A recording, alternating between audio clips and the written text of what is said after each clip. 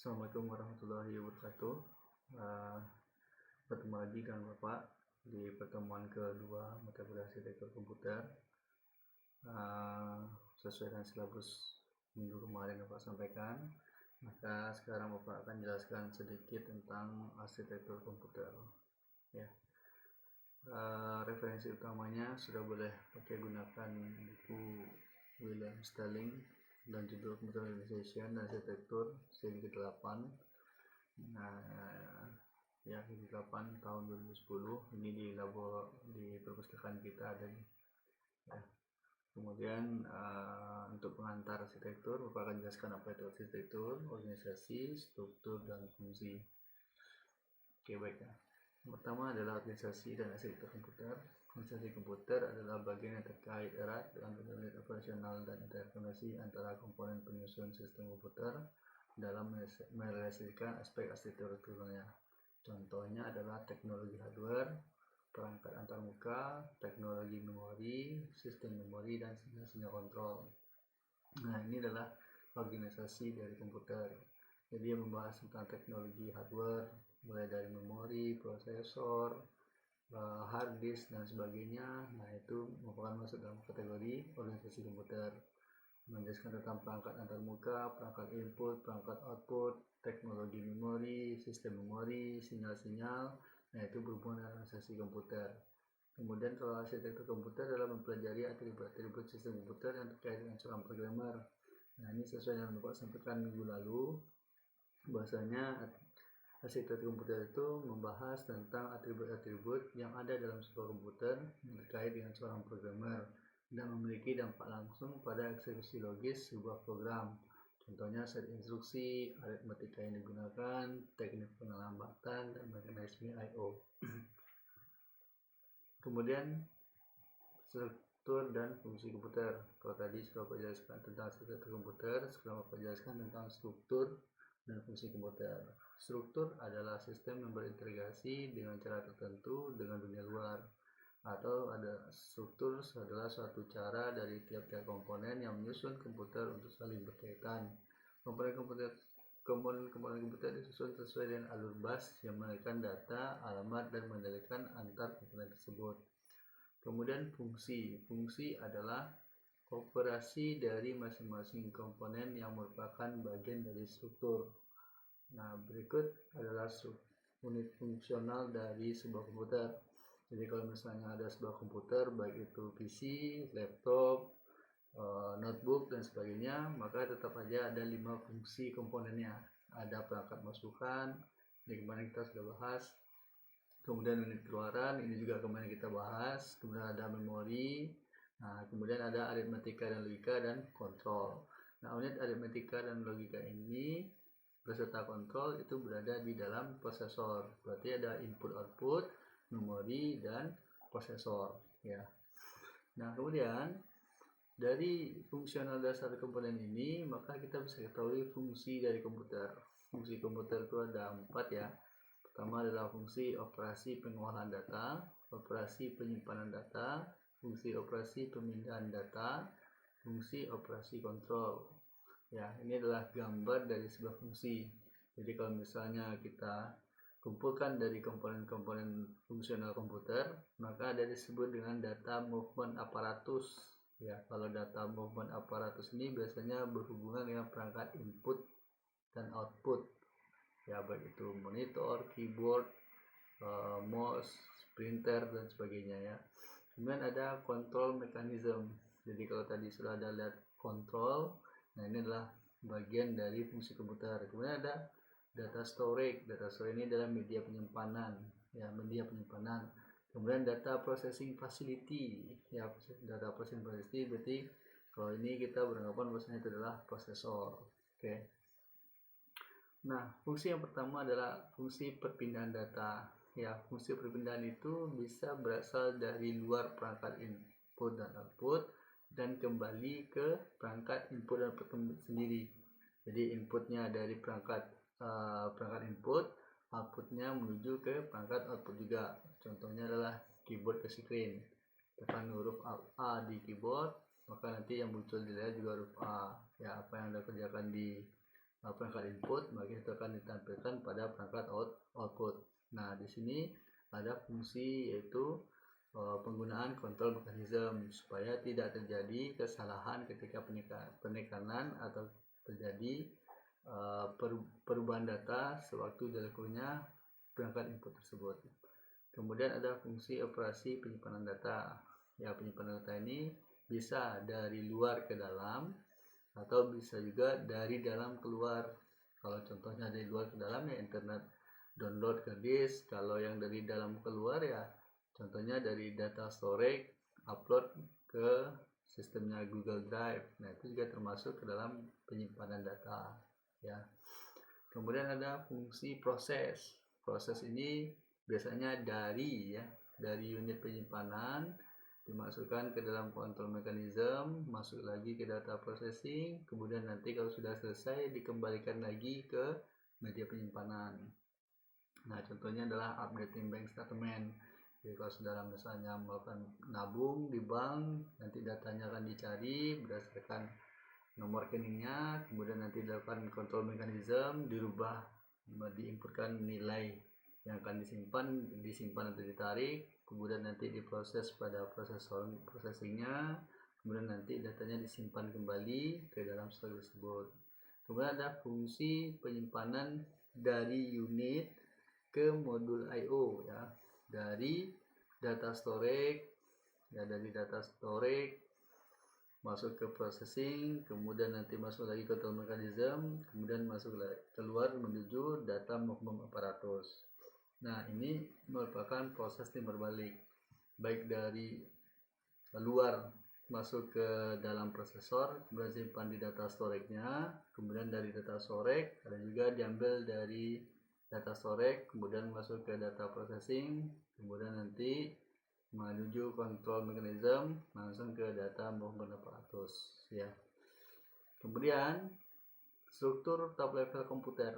Nah, kalau berbicara tentang komputer, maka ini adalah basic diagram dari sebuah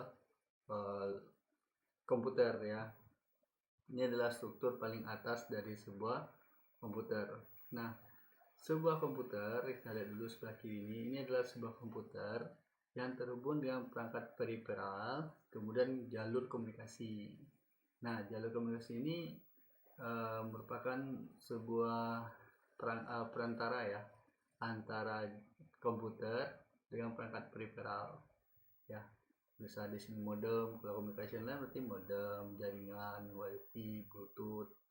Nah, ini semuanya di sini. Kalau perangkat peripheral itu berarti perangkat. Jadi kalau perangkat, ini perangkat input, perangkat output, baru masuk ke dalam komputer. Nah, kalau misalnya bagian ini kita buka, maka terdiri dari 4 unit. Ya, kita sebut saja unit. Ini yang ini pertama itu central processing unit. Kalau bahasa kitanya prosesor. Ya, ini prosesor. Kemudian di sebelah kanannya nomor 2 adalah main memory, atau dalam bahasa kitanya memori utama. Kemudian ada namanya input dan output. Ya, input output ini yang menghubungkan yang terkoneksi langsung dengan perangkat peripheral input atau output. Keyboard, mouse, printer, scanner, semuanya di sini. Nanti akan dihubungkan oleh satu ini lagi namanya sistem interconnection. Nah, ini disebut dengan komputer, bukan CPU. Ya, ini komputer. Kalau misalnya CPU kita buka, central processing ini kita buka, atau prosesor ini kita buka, maka isinya adalah terdiri dari register, arithmetic dan logical unit, control unit, kemudian internal CPU interconnection. Jadi beda ya. Kalau komputer itu terdiri dari perangkat input, output, memori, dan CPU. Kalau di CPU sendiri atau prosesor, register, control unit, arithmetic, logical unit dihubungkan oleh internal CPU. Kalau komputer, ini perangkatnya nampak. Input output bisa dirasakan, memori bisa dirasakan, CPU nampak dengan fisik. Sistem bus juga nampak di fisik, bahkan bisa dibeli. Ini ada jual teknologinya. Sudah mau beli mouse terbaru, yang 3000 dpi ini ada, ini di output. Tapi kalau CPU tidak ada. Register ini dalam bentuk transistor. Aritmatika langkah komputer juga berbentuk transistor. Control unit dalam bentuk transistor juga. Internal CPU internal connection itu dalam bentuk jalur tembaga. Kalau di prosesor maka ada istilah nanomilimeter. Itu udah tidak kelihatan lagi dengan mata. Kalau satuannya meter masih kelihatan, tapi kalau nanometer nggak bisa.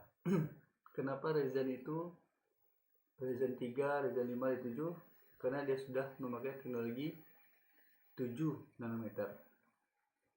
AMD, Intel masih menggunakan teknologi 14 nanometer. Coba Anda cari apa yang dimaksud dengan nanometer. Ya. Nah, jadi komputer berasal dari bahasa computere, alat hitung. Ini dia. Terdapat dari beberapa komponen. Nah, ini sudah disederhanakan sejak generasi kedua. Coba waktu PTI sudah ingat lagi. Di sana ada penjelasan tentang generasi komputer generasi kedua, di mana ditemukannya pertama kali kaki transistor. Ya, kaki transistor. Nah, dari situlah ada yang disebut dengan komputer IAS. Dari komputer IAS itulah dikembangkan sehingga struktur komputer dasarnya adalah seperti ini. Jadi ini adalah sebelah kiri ini adalah struktur komputer. Memori ini ada dua, memori internal, memori eksternal, RAM, ROM, flash disk, hard disk, semuanya di sini. CPU ada AMD, ada Intel, ada cuma dua itu ya. CPU cuma dua itu. Nah, di dalam CPU ini ada register. Jadi kalau misalnya Bapak berbicara tentang CPU atau Bapak mengatakan CPU, itu bukan kotak besar yang letaknya di bawah meja, tapi adalah prosesor yang kita hanya bisa lihat kepingnya saja, tapi di dalamnya kita bisa lihat. Kalau Anda buka, prosesornya hancur dia, tidak ada isinya. Ya, tapi operasi yang ada dalam CPU bisa kita temukan. Di mana kita temukan? Jika Anda seorang programmer, maka akan membutuhkan yang namanya register. Nanti Bapak kasih tahu apa saja bentuknya. Ya. Nah, jadi yang Bapak tekankan adalah komputer terdiri dari 4 bagian. Input output, memori, CPU, dan sistem bus. CPU juga terdiri dari 4 bagian. Register, arithmetic analytical unit, control unit, dan internal CPU interconnection. Sekarang kita lihat. Kalau misalnya kita melihat struktur komputer, berarti ada CPU, memori, I/O, dan sistem bus. Kita lihat apa fungsi masing-masing komponen ini. Ya. Kalau CPU, Central Processing Unit, ini mengontrol operasi komputer dan membentuk fungsi-fungsi pengolahan datanya. Ingat ya, mengontrol operasi komputer. Bukan berarti CPU itu adalah komputer, tapi dia mengontrol operasi komputer. Apa operasi yang dikontrol oleh CPU? Ya sesuai fungsi tadi. Fungsi perpindahan data, fungsi penyimpanan data, fungsi pengolahan data, ya, dan fungsi kontrol. Ya. Jadi fungsi-fungsi yang ada pada CPU ini adalah fungsi pengolahan data, memproses data. Kemudian ada main memory. Ini adalah tempat penyimpanan data.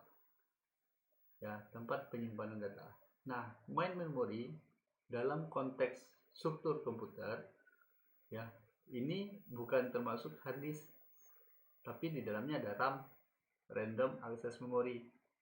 Ya, random access memory. Tidak ada yang namanya di dalam main memory ini ada yang namanya hard disk. Meskipun di dalam komputer ada hard disk, ya, tapi sebenarnya hard disk itu diakses melalui perangkat input dan output. Ya, buktinya nanti Bapak sampaikan kenapa hard disk tidak termasuk ke dalam memori utama. Selalu disebut dengan secondary memory. Ya, selalu disebut secondary memory, bukan main memory. Ya. Kemudian ada perangkat input dan output. Ini memindahkan data antara komputer dengan lingkungan luarnya.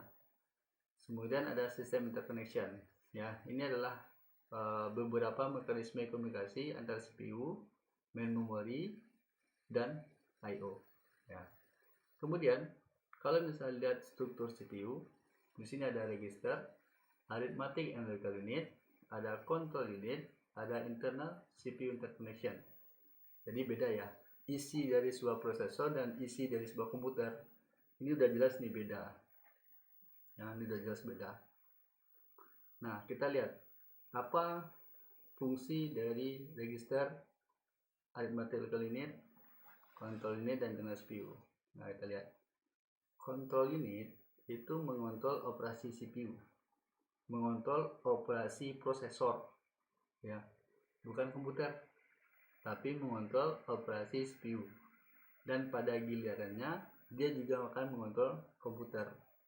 Kalau mengontrol operasi CPU, maka ujung-ujungnya dia juga akan mengendalikan komputer. Jadi yang mengendalikan komputer itu siapa? CPU, control unit, ya, control unit. Karena dalam control unit di situ adalah operasi pengendalian. Kalau misalnya sudah lihat bandara, maka yang mengendalikannya itu yang di tower. Apakah semua tower mengendalikan semua pesawat? Iya, mulai dari keberangkatan, penerbangan, pendaratan, pengisian barang, dan sebagainya. Semua dikatakan bahwasanya itu adalah unit pengendali. Kemudian arithmetic logical unit, biasanya disingkat dengan ALU. Ini membentuk fungsi-fungsi pengolahan data komputer. Ya. Di sini dilakukannya operasi aritmatik, kali, bagi, tambah, kurang. Ya. Logic unit ini gerbang logika, gerbang AND, OR, XOR, NOT, NAND, dan sebagainya. Operasi pergeseran, geser kanan, geser kiri, bahkan termasuk konversi bilangan. Ya, konversi bilangan. Bilangan apa yang diolah pada arithmetic logical unit ini? Biner. Ya, biner. Jadi yang ada di dalam arithmetic logical unit itu adalah bilangan biner 0 dan 1. Ya. Nah, kalau hexa sama oktal di mana, Pak? Ada. Letaknya nanti Bapak kasih tahu. Kemudian register. Ya, register ini penyimpanan internal bagi CPU. Ini media penyimpanan sementara. Ya, selagi datanya dibutuhkan, maka dia akan berada di CPU. Kalau tidak, dia akan dioper ke memori. Nah, Bapak akan kasih tahu. Kalau datanya masih terpakai, dia akan diletakkan di CPU. Tapi kalau dia masih digunakan, di mana dia diletakkan? Digunakan ini maksudnya ada yang dipakai, diproses oleh CPU, ada yang tidak, tapi belum diberikan ke tempatnya. Nah, Bapak kasih tahu. Kemudian ada CPU interconnection. Ini adalah mekanisme komunikasi antara CPU, ALU, dan register. Jadi, kalau sistem interconnection itu menghubungkan antara CPU, main memory, dan input output. Sedangkan kalau CPU interconnection menghubungkan antara CPU, ALU, dan register. Kalau misalnya ini terbalik, maka kita tidak akan nyambung. Kalau Bapak mengatakan CPU, saudara masih pengen komputer, wah ini udah terbalik nih. Ini udah sama PTI dengan arsitektur komputer nih. Ya udah sama nih mata kuliahnya. Nah jadi hati-hati. Kalau misalnya Bapak mengatakan CPU, berarti komponennya sebelah kanan ini. Kalau Bapak mengatakan komputer, maka komponennya adalah yang ini. Oke, kita lanjut. Nah, kalau misalnya CPU-nya kita buka, CPU-nya udah kita buka nih. Tadi ada ALU, ada control unit, ada register. Ternyata ada lagi urutannya. Ada unit sequential logic. Ya, sequential logic, ada control unit, register, dan recorders, kemudian ada control memory. Nah, nih kenapa control unit bisa mengendalikan sebuah komputer? Karena adanya sequential logic dan control memory. Misalnya, ya, Sequential logic ini sebenarnya adalah urutan, ya, urutan sebuah instruksi, ya, urutan sebuah instruksi. Control unit, register, dan recorders ini adalah unit control yang mengendalikan, atau unit yang mengendalikan register, jadi penyimpanan sementara, dan decoder. Decoder ini penterjemah. Decoder itu penterjemah. Kemudian kontrol memori. Misalnya kalau saudara masak nasi goreng, maka yang ngasih tahu minyak goreng di mana itu kontrol memori. Yang mengasih tahu kecap dan sebagainya itu kontrol memori. Kalau misalnya disuruh masak atau disuruh dituangkan ke dalam kuali, baru dieksekusi oleh unit control, register, encoder, ya. Kalau misalnya di komputer, misal nih saudara mau ambil data Word misalnya, saudara mau ganti tugasnya atau ganti nama. Kalau tadi namanya Syanu, sekarang namanya Syanu. Nah, ketika sudah mengklik data tersebut, maka dia akan dimasukkan ke urutan sequential logic. Kalau dia dimasukkan di sini, maka nanti kontrol memori akan memanggil alamatnya. Kemudian nanti akan dilakukan penterjemahan, ya, penterjemahan. Setelah dilakukan penterjemahan, setelah sudah ganti namanya agar sesuai dengan nama saudara, nama dan nomor BP, kemudian nanti disimpan. Nah, penyimpanannya ini harus diketahui oleh memori. Supaya apa? Supaya datanya bisa diletakkan kembali ke tempatnya. Sama kayak sudah minjam buku. Buku itu kalau misalnya tidak kembali pada tempatnya, maka bisa dikatakan hilang. Nah, kalau dalam kontrol unit sama, ya. Jadi ketika saudara klik data yang ada pada komputer, nanti memori ini, kontrol memori akan menyimpan alamatnya. Boleh sudah ganti nih, yang mengganti itu ini kontrol unit, register, encoder. Kalau data yang sudah buka terlalu banyak, pernah nggak sudah lihat komputer dibuka data terlalu banyak, kemudian mouse-nya nggak bisa diklik, nggak bisa sudah klik lagi, karena sequential logicnya penuh, ya. Atau kalau bahasa kitanya hang, berarti urutan sequentialnya penuh, semuanya mau dikerjakan sekarang, sedangkan alokasi memorinya tidak cukup. Makanya di sini ada fungsi kontrol memori. Kalau misalnya tidak kuat lagi antara sequential logic, kontrol unit dan bisa menerjemahkan, datanya tidak bisa disimpan lagi tapi harus diproses, kontrol memorinya juga tidak bisa dipaksakan, biasanya muncul blue screen. Nah, ini penyebabnya nih. Karena terlalu banyak data yang dipanggil tetapi memorinya tidak cukup, ya. Atau misalnya saudara punya program, ya, dimasukkan dalam sequential logic tapi memorinya tidak cukup, tapi harus dieksekusi. Contoh misalnya saudara main game, ya, program saudara besar tapi dipaksakan dengan komputer yang ada, maka kebanyakan ada yang tembakannya duluan tapi matinya belakangan. Ini nih bagiannya, ya, kalian gamer tahu itu rasanya, gimana rasanya belum nembak tapi udah mati, ya. Nah, ini dia. Nah, ini adalah bagian dari CPU. Kita lanjut, ya. Nah, jadi struktur kontrol itu ada 3 bagian. Pertama, sequential logic adalah bagian berfungsi untuk menangani sinyal-sinyal pengendali, sinyal clock, read write, interupsi atau request. Register dan recorders adalah bagian berfungsi untuk melakukan decoding atau penterjemahan sandi instruksi agar dapat segera dieksekusi. Kontrol memori adalah bagian yang digunakan oleh kontrol unit untuk menyimpan parameter-parameter pengendalian, ya. Ini bahasa bukunya. Kemudian ini adalah struktur umum interface antar komputer. Jadi kalau kita bicara dengan komputer, maka ini ada prosesor, ya, dia pemrosesan. Antara prosesor dan memori, maka ada disebut dengan cache. Cache ini biasanya berhubungan dengan sistem operasi.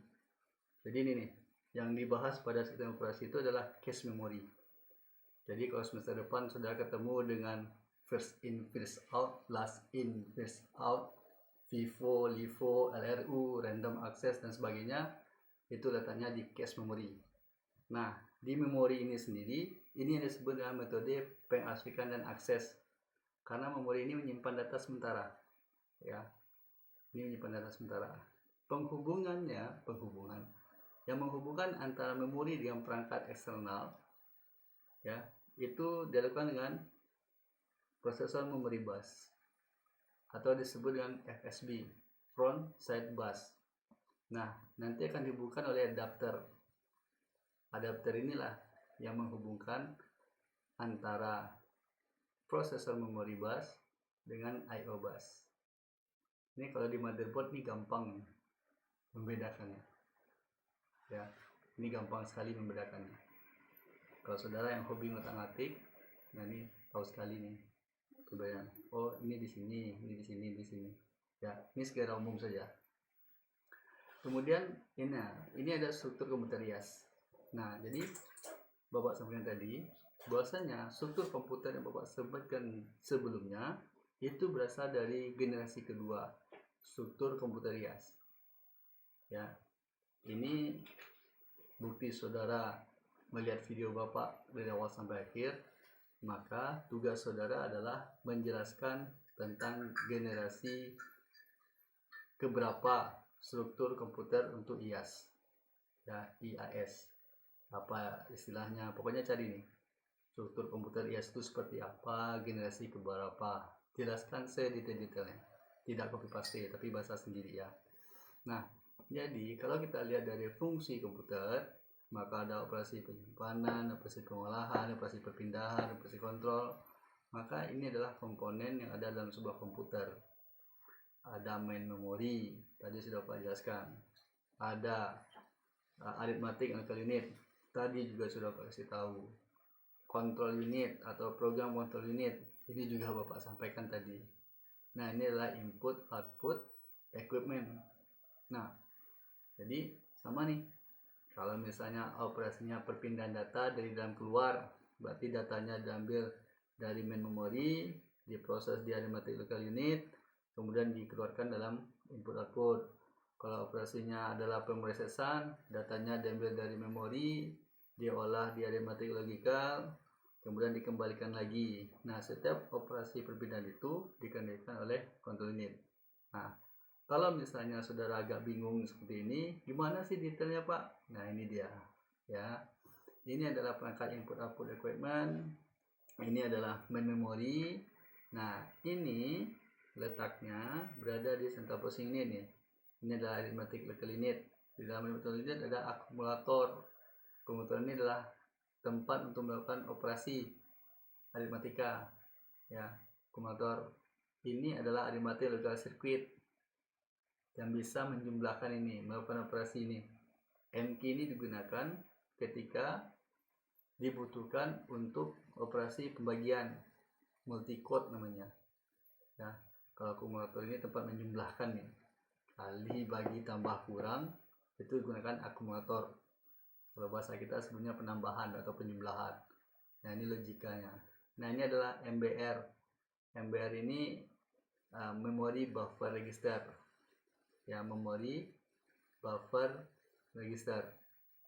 Ya, ini artinya register yang menyimpan alamat memori.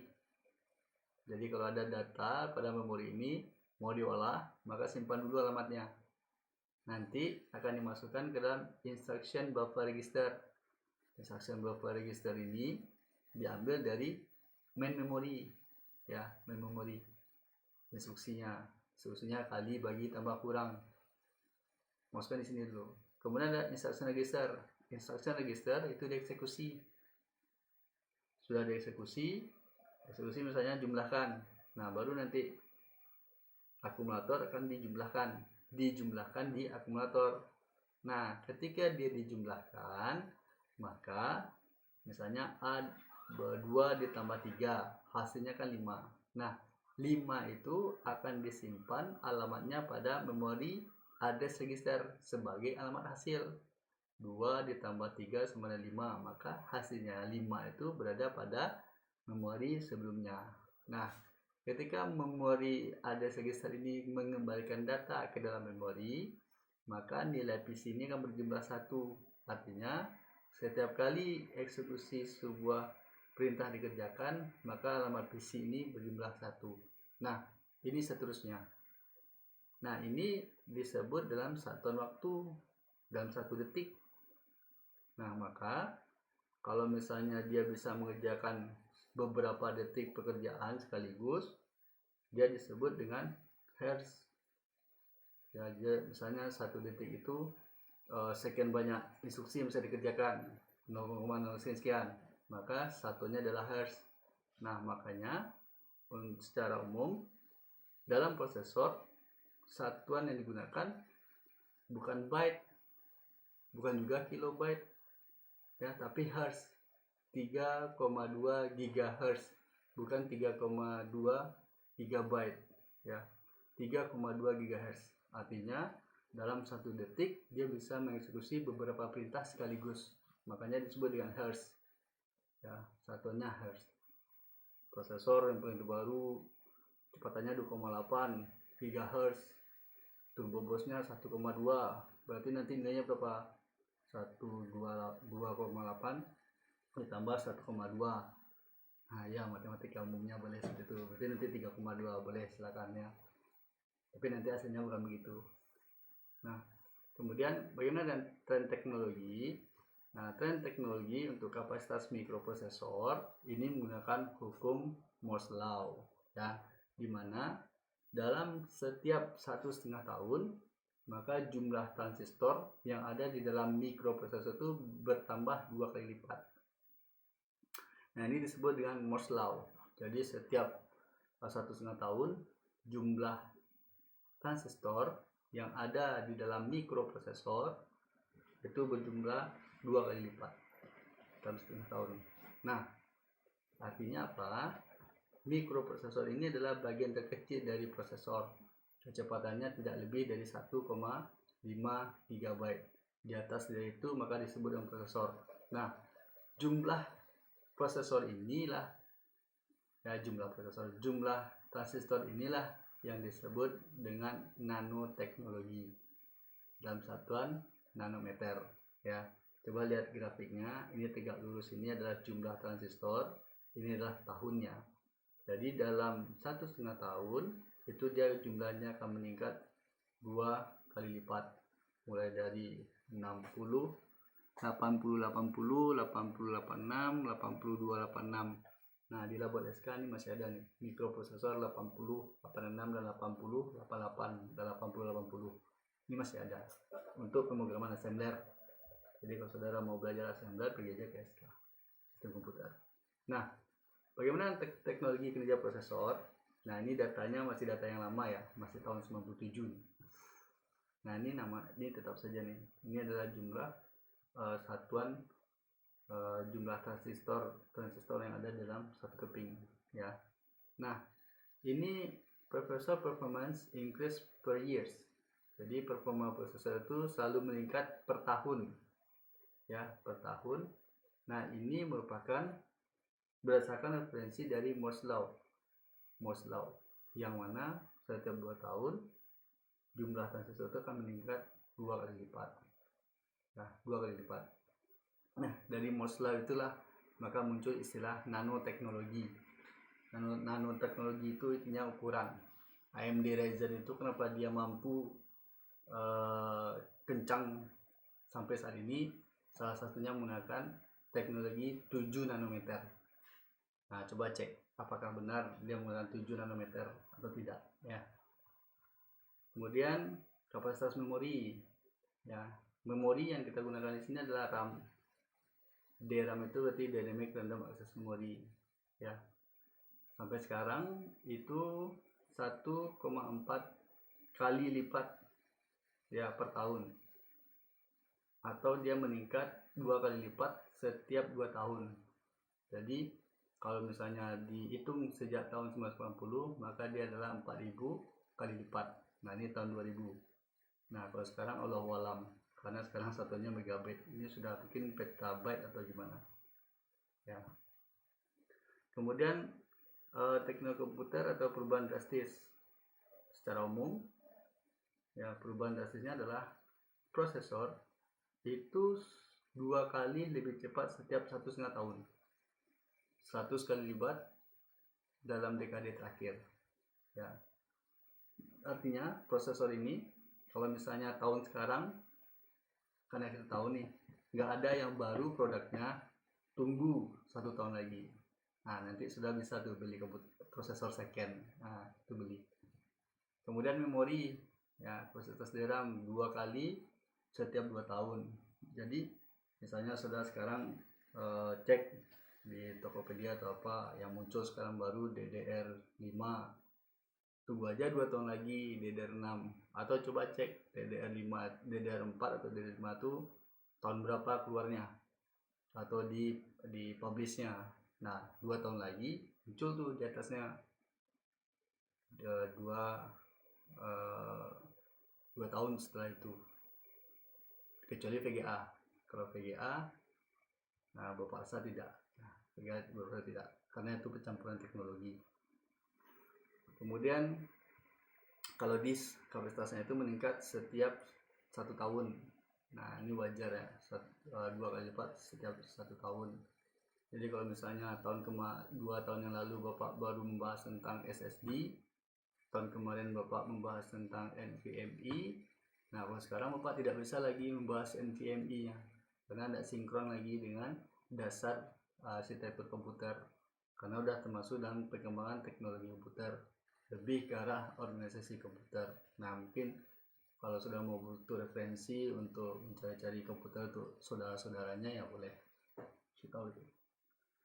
Nah baik, kesimpulannya adalah komputer adalah sebuah mesin elektronik yang secara cepat menerima informasi masukan digital, menemukan informasi tersebut menurut seperangkat instruksi yang tersimpan dalam komputer dan menghasilkan keluar informasi yang dihasilkan setelah diolah. Nah, organisasi komputer adalah bagian yang terkait erat unit operasional dan teknis ini antar komponen penyusun sistem komputer dan menghasilkan aspek strukturalnya. Nah, arsitektur komputer lebih cenderung pada kajian atribut sistem komputer yang terkait dengan programmer. Kemudian struktur internal komputer terdiri dari CPU, central processing unit, memori utama atau main memory, input output, dan sistem interkoneksi. Kemudian kalau struktur internal CPU meliputi control unit, arithmetic analytical unit, register, CPU, dan interconnection. Nah, kemudian fungsi dasar dari sebuah komputer ini adalah fungsi operasi pengulangan data, fungsi penyimpanan data, fungsi operasi pemindahan data, fungsi operasi kontrol. Nah, ini sedikit soal latihan ya yang bisa sudah kerjakan. Ada 4 soal ya. Isikan daftar istilah berikut ke dalam kolom yang disediakan pada tabel. Pertama, arsitektur ya. Arsitektur itu apa? Organisasi itu apa? Struktur dan fungsi itu apa? Silakan cocokkan saja. Kemudian sebutkan 4 fungsi dasar komputer ya, 1, 2, 3, 4. Nah, di antara pilihan ini mana yang termasuk ke dalam top level dari komputer? Kemudian dari yang nomor 4 ini, di antara ini adalah mana yang top level central processing unit? Silakan sudah pilih ya. Tulis saja di kolom komentar untuk soal latihan-latihan ini ya, silakan tulis di kolom komentar. Oke, Bapak rasa cukup. Terima kasih. Assalamualaikum warahmatullahi wabarakatuh.